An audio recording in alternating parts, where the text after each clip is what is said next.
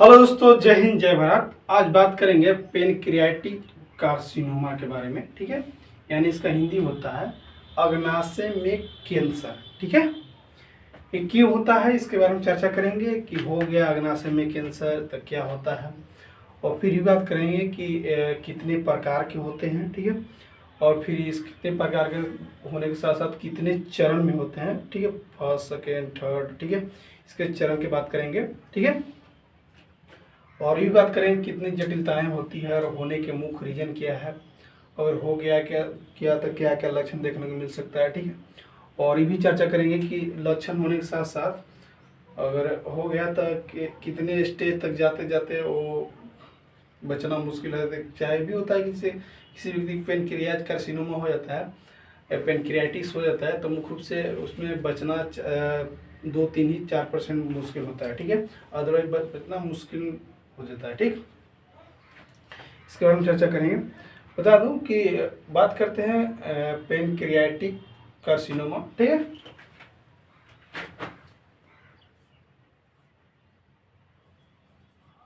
Pancreatic carcinoma, ठीक है, मतलब अग्नाशय में कैंसर। ठीक है, अग्नाशय में कैंसर, अग्नाशय में कैंसर। ठीक है, क्या बोलेंगे, अग्नाशय में अग्नाशय में कैंसर। ठीक है, अग्नाशय में कैंसर। ठीक, बात करते हैं अग्नाशय में कैंसर क्या होता है, इसके बारे में थोड़ा सा पहले चर्चा करते हैं क्या होता है। ठीक है, पेनक्रियाटिक कार्सिनोमा क्या होता है। ठीक है, पेनक्रियाटिक कार्सिनोमा क्या होता है, ठीक है, फ्यूचर। ठीक है, पेनक्रियाटिक कार्सिनोमा क्या होता है इसके बारे में थोड़ा चर्चा करते बता दूं क्या होता है मुख्य रूप से। कि बता दूं कि ऐसे इसमें देखा गया है कि अग्नाशय कैंसर या पेनक्रियाटिक कैंसर आपके अग्नाशय के ऊतक में शुरू होता है। ठीक है, कहाँ होता है, अग्नाशय कैंसर या पेनक्रियाज कैंसर आपके अग्नाशय में शुरू होता है। ठीक है, इसमें मूल रूप से ये भी होता है, देखा गया है कि अग्नाशय आपके पेट का हिस्सा होता है, जो आपके पेट के निचले हिस्से के पीछे स्थित होता है। आपके अग्नाशय में ऐसे एंजाइम बनते हैं, ऐसे एंजाइम बनते हैं बता दूं, जो आपकी पाचन क्रिया को ठीक करते हैं। ठीक है, पाचन क्रिया को ठीक करने के साथ साथ ऐसा भी होता है कि हार्मोन का निर्माण भी होता है, जो आपके शरीर को शर्करा को चयापचय को नियंत्रित करने में भी मदद करता है। ये होता है, साथ में और भी होता है, जैसे कि अग्नाशय कैंसर आमतौर पर तेजी से फैलता है। ठीक है, एक कैंसर अगर आपको अग्नाशय में हो गया तो ये बहुत तेजी से फैलता है। ठीक है, और इसीलिए इसको प्रारंभिक अवस्था में पता लगाना मुश्किल हो जाता है, क्योंकि इतना तेजी से फैलता है ना कि प्रारंभिक अवस्था में पता लगाना मुश्किल होता है, इसका लक्षण भी नहीं देखने को मिलता है। ठीक है, लेकिन अग्नाशय कैंसर के शुरुआती दौर में तो बताया ना कि पता लगाना बहुत मुश्किल होता है। ठीक है, इसको पता लगाना मुश्किल होता है, साथ साथ इसको रोकना भी मुश्किल होता है। ठीक है, ठीक हो गया। अब बात करते हैं कि पेनक्रियाटिक कार्सिनोमा कितने प्रकार के होते हैं। ठीक है, कितने प्रकार के होते हैं, कितने प्रकार के होते हैं। ठीक है, तो बता दूं कि 2 प्रकार के होते हैं। कितने प्रकार के होते हैं, तो 2 प्रकार के। पहला इसको बोलते हैं एक्सोक्राइन ट्यूमर। क्या बोलेंगे,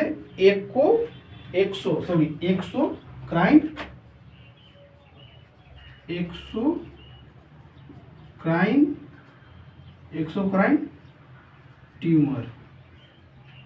ठीक है, दूसरा को बोलेंगे मुख्य रूप से एंडोक्राइन ट्यूमर। क्या बोलेंगे, एंडोक्राइन ट्यूमर,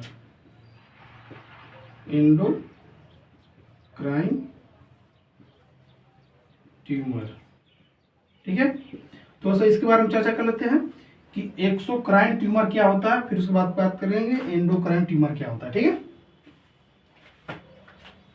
बता दूं कि एक्सोक्राइन ट्यूमर तब होता है किसी इंसान में जैसे कि एक्सोक्राइन ग्रंथि को प्रभावित करने वाले अधिकांश ट्यूमर को एंडेनोकार्सिनोमा कहा जाता है। ठीक है, इस प्रकार के कैंसर अग्नाशय नलिकाओं में होता है। कहाँ होता है ये कैंसर? एक्सोक्राइन क्या होता है? अग्नाशय नलिकाओं में होगा। कहाँ? नलिकाओं में। अग्नाशय नलिकाओं में होगा, काओं में होगा। ठीक है, कहाँ होगा? अग्नाशय नलिकाओं में होगा।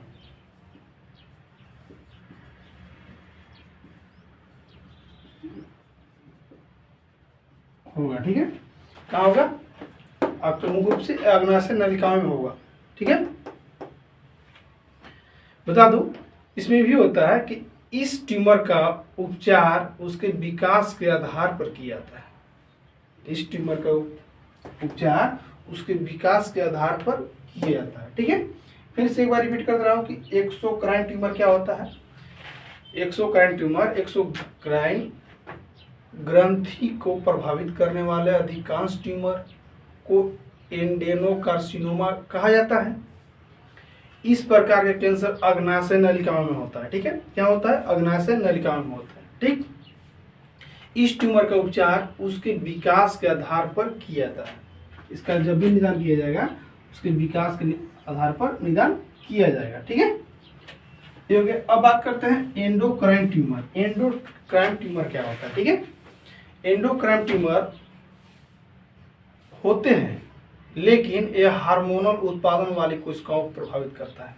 ये जब भी होगा तो जहाँ पे आपका हार्मोन बनेगा, ठीक है, वहाँ पे इसका विकास होता है। ठीक है, विकास होगा वहाँ पे। तो बता दूँ क्या होता है कि वहाँ पे जहाँ पे विकास होता है, ठीक है, एंडोक्राइन जहाँ हार्मोन बनता है वहाँ पे ये एंडोक्राइन ट्यूमर विकास होता है। वहाँ पे क्या होता है? डिसबाइलेंस कर देता है। ठीक है, जो भी बनता है वहाँ पे हार्मोनल उसको डिसबाइलेंस कर देता है। ठीक है, इस ट्यूमर को आइसोलेट सेल ट्यूमर या न्यूरो एंडोक्राइन ट्यूमर भी कहा जाता है।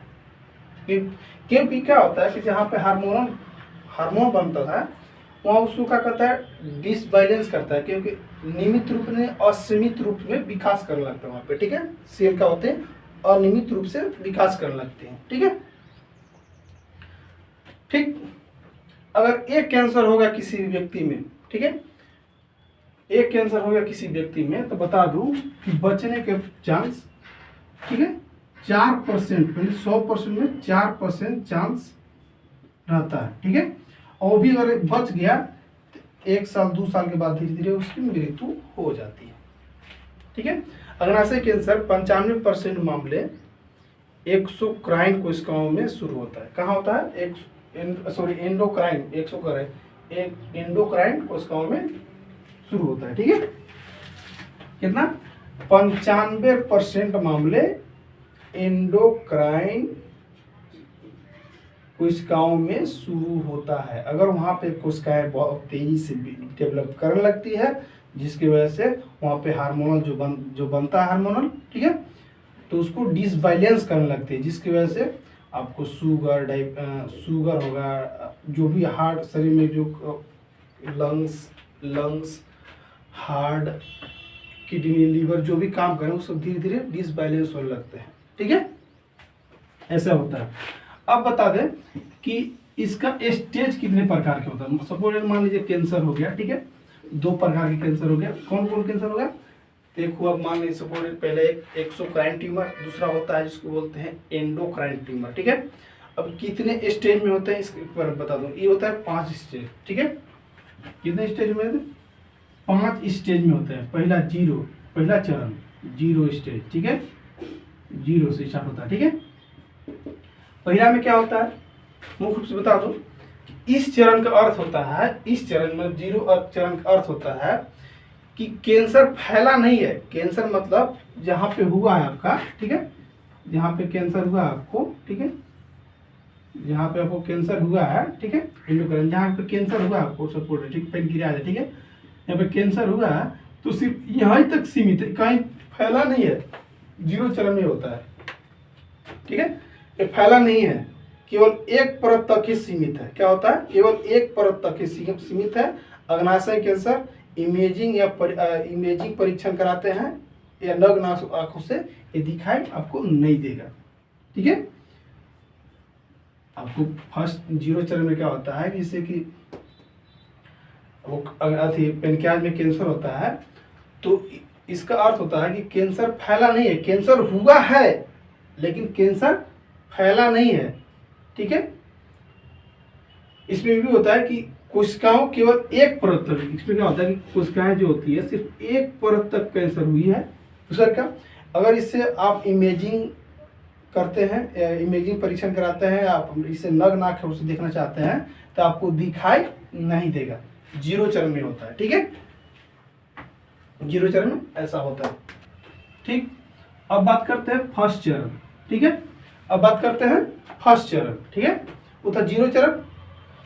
अब बात करेंगे फर्स्ट चरण में क्या होगा। मुख्य रूप से इस चरण का अर्थ होता है कि कैंसर का कुछ विकास हुआ है लेकिन अभी ये अग्नाशय तक ही सीमित है। ठीक है, कैंसर का विकास आपका हुआ है, आपका कैंसर का विकास हुआ है लेकिन आपका अग्नाशय तक ही आपका सीमित है फर्स्ट चरण में। ठीक है, अब बात करते हैं सेकेंड चरण। सेकेंड चरण में क्या होता है, इस चरण का अर्थ होता है कि कैंसर थोड़ा प्रसार हुआ है, कैंसर थोड़ा सा प्रसार हुआ है। ठीक है, थोड़ा सा इसका आगे तक प्रसार हुआ है, बढ़ा हुआ है कैंसर। ठीक है, इसका कैंसर क्या हुआ है, आगे तक बढ़ा हुआ है और अग्नाशय के बाहर या आसपास लिम्फ नोड में फैल सकता है। ठीक है, यहाँ फैला है, इसके अगल बगल जितने भी अंग है उसमें भी फैलने के चांसेस हो सकता है दूसरे चरण में। ठीक है, अब बात करते हैं तीसरी चरण।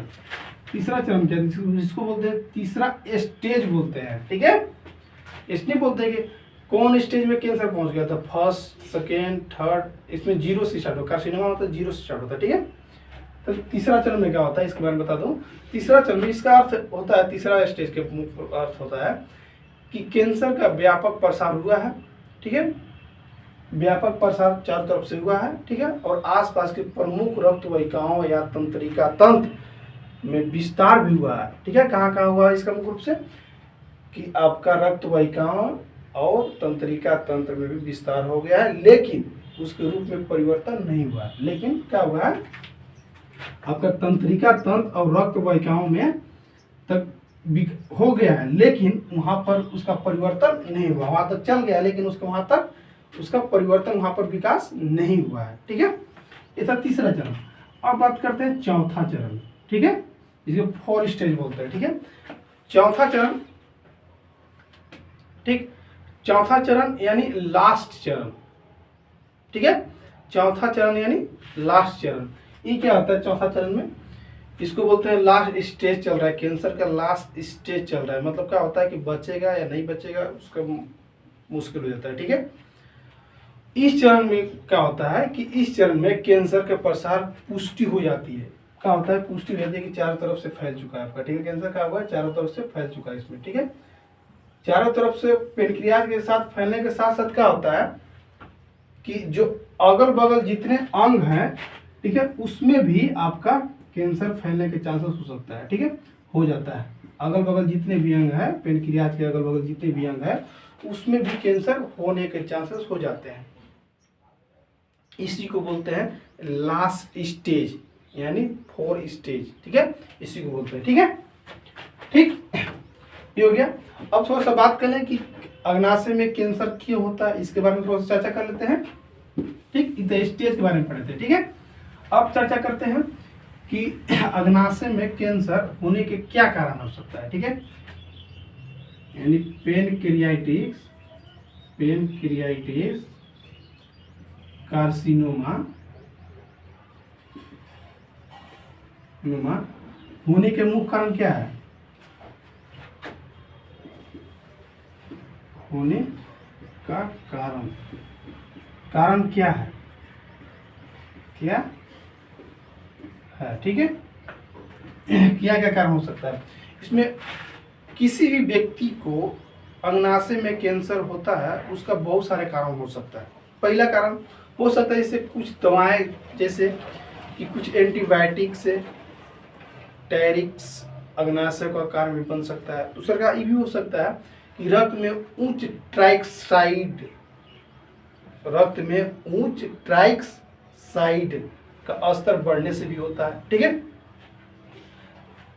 तीसरा कारण, रक्त में उच्च कैल्शियम की मात्रा बढ़ने से भी आपको पैनक्रियाज या अग्नाशय में कैंसर होने के चांसेस हो सकता है। ठीक है। ठीक। और ये भी होता है चौथा कारण हो सकता है कि सिस्टिक फाइब्रोसिस होने के कारण से भी आपको अग्नाशय में कैंसर हो सकता है। ठीक है। पांचवा कारण हो सकता है जैसे संक्रमण की वजह से भी हो सकता है। छठा, पेट के सर्जरी या चोट, किसी पेट का सर्जरी हुआ उसकी वजह से हो सकता है, या किसी प्रकार के चोट लगा हुआ कभी उसकी वजह से आपको पैनक्रियाटिक कार्सिनोमा होने के चांसेस हो सकता है। ठीक है। ये भी हो सकता है जैसे आप तंबाकू को सेवन करते हैं, सिगरेट का सेवन करते हैं, उसकी वजह से भी हो सकता है। ठीक है। जैसे फैट की वजह से, जैसे आपके शरीर के मोटापा की वजह से भी कैंसर होने के चांसेस हो सकता है। ठीक है। ये सब तो कारण और भी होता है। बता दूं कि अग्नाशय में कैंसर तब होता है जब अग्नाशय की कोशिकाएं का डीएनए, क्या होता है कि अग्नाशय में कैंसर तब होता है कि अग्नाशय की कोशिकाएं का डीएनए, ठीक है, डीएनए का क्षतिग्रस्त हो जाता है, जिससे उसका व्यवहार असमान रूप से गुणन करने लगता है। ठीक है। तो अगर इसमें क्या होता है, मुख्य रूप से जो डीएनए होता है अग्नाशय का, अगर उसमें अगर क्षतिग्रस्त हो गया तो ऑटोमेटिक है कि उसमें कैंसर होने के चांसेस हो सकते हैं। क्या होता है मुख्य रूप से कि उसमें जो समान कोशिकाएं डेवलप होनी चाहिए असमान रूप से डेवलप होने लगती है, विभाजित होने लगती है, उसी कैंसर होने के चांसेस हो सकता है। ठीक है। क्या होता है, अग्नाशय में कैंसर तब होता है जब अग्नाशय की कोशिकाएं का डीएनए क्षतिग्रस्त होता है। डीएनए क्या होता है, क्षतिग्रस्त होता है, जिससे उसका व्यवहार असमान रूप से गुणन होने लगता है। ठीक है। इसमें कैंसर कोशिकाएं तेजी से विभाजित होने लगती है। ठीक है। ये था। अब बात करते हैं, हो गया कारण, अब बात करते हैं मुख्य रूप से कि लक्षण, क्या क्या लक्षण देखने को मिल सकता है। ठीक है। इसके बारे में चर्चा करते हैं। लक्षण में क्या क्या देखने को मिल सकता है, इसमें बहुत सारे लक्षण आपको देखने को मिल सकता है। ठीक है। लक्षण की बात करते हैं। आपको समझ लीजिए कि पैनक्रियाटिक कार्सिनोमा हो गया तो क्या क्या लक्षण, सपोर्टर मान लीजिए कि आपको पैनक्रियाटिक कार्सिनोमा हुआ तो क्या क्या लक्षण देखने को मिल सकता है। ठीक है। आपको बहुत से प्रकार के लक्षण देखने को मिल सकता है। पहला लक्षण जैसे कि आपको पतली दस्त होगा। ठीक है। अत्यधिक भूख लगना या ज़्यादातर आपको प्यास लगेगा। ठीक है। उस साथ क्या होगा, पीलिया होगा, मूत्र का रंग, जो पेशाब का रंग गहरा हो सकता है। ठीक है। हल्के रंग के मल या मल में चिकनाई उत्पन्न हो सकता है। ठीक है। पित्ताशय का बढ़ना, उसके साथ क्या होगा कि सूजन, लाली और टांगों में दर्द हो सकता है। सूजन भी हो सकता है पूरा शरीर में। ठीक है। लाली, रेडनेस भी हो सकता है, टांगों में दर्द भी हो सकता है। ठीक है। खुजली होगा, साथ साथ में लाल लाल चकत्ते भी निकलेंगे, आपको कमजोरी महसूस होगा। ठीक है। उलझन महसूस होगा, बुखार भी लगेगा, पसीना भी निकलेगा। ठीक है। दिल की धड़कनें तेज हो सकती है। ये सब था आपको लक्षण। ठीक है। ये सब लक्षण आपको देखने को मिल सकता है जब आपको पैनक्रियाटिक कार्सिनोमा हुआ है तब। ठीक है। और भी बीमारी में ऐसा लक्षण देखने को मिल सकता है, लेकिन थोड़ा सा अपने नजदीकी डॉक्टर से जो फेवरेट होते हैं उनसे जरूर संपर्क कीजिएगा। ठीक है। अब बात करते हैं जांच पड़ताल के बारे में। ठीक है। इन्वेस्टिगेशन के बारे में चर्चा करते हैं। ठीक है।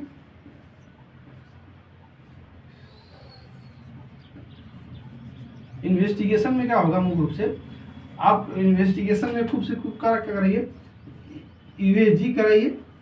ठीक है। यूएजी कराइए, सीटी स्कैन कराइए। ठीक है। सीटी स्कैन कराइए, सब डोमेन का होना चाहिए। ठीक। सीटी स्कैन, एलएफटी कराइए, ईएसआर कराइए, आरबीएस कराइए। ठीक है। साथ साथ में, ठीक है, क्या कराइए आप, ईवीजी कराइए, सीटी स्कैन कराइए। ठीक है। एलएफटी कराइए, ईएसआर कराइए, आरबीसी कराइए, प्लस में ईबी कराइए, ईआरसीपी कराइए। क्या होता है, ईआरसीपी। ठीक है। ईबी कराइए। ठीक है। अगर आपको पेनक्रियाटिक कार्सिनोमा हुआ है तो कहाँ का जांच कराना चाहिए? पहला कराइए आप यूएजी एब्डोमेन कराइए, ठीक है, सीटी स्कैन कराइए एब्डोमेन का, एनएफटी कराइए, ईएसआर कराइए, आरबीएस कराइए, ठीक है, रेड ब्लड होता है, फिर ईआरसीपी कराइए, ठीक है, इतना टेस्ट कराइए, ठीक है। ठीक है दोस्तों, किसी भी प्रकार का अगर डाउट हो तो एक बार कमेंट करके जरूर बताइएगा, उस कमेंट को मैं पूरा करने की कोशिश करूंगा। थैंक यू, बाय, जय हिंद, जय भारत, ठीक है।